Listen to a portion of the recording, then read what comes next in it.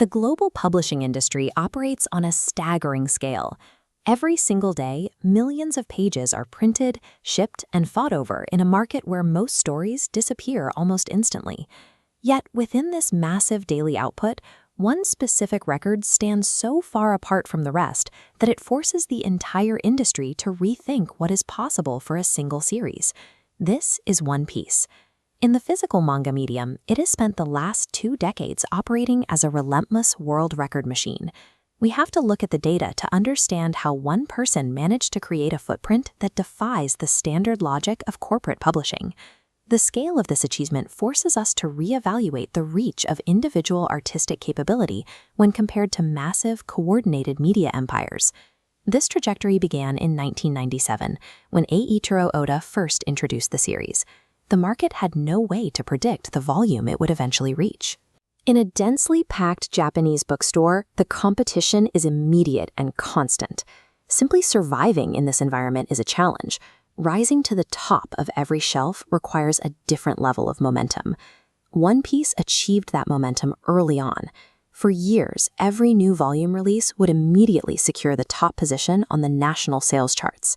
This consistency suggests that longevity, rather than a short-term spike in interest, was the primary factor in building this statistical outlier. By 2015, the sheer volume of books in circulation was high enough to be officially quantified. Guinness World Records certified the series for the most copies published for the same comic book series by a single author. This chart compares that 2015 certification of 320 million copies against other historical milestones. The data shows the series moving into a category that very few works of fiction ever reach. This specific record is notable because of the single author requirement. While Western comics like Batman reach massive sales through hundreds of writers over many decades, the data for One Piece is tied to the output of one person. In the years since that certification, the numbers have continued to climb, with total global circulation now exceeding 500 million copies. That massive physical footprint and print allowed the series to expand into a wider ecosystem of anime, films, and merchandise, like this trading card display. The scale of this expansion is visible in the advertising real estate of major cities, where the series' iconography occupies significant space.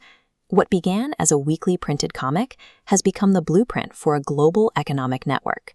The most difficult aspect of this record for competitors is that it is still actively growing. This graph compares One Piece's 25-year growth to modern hits.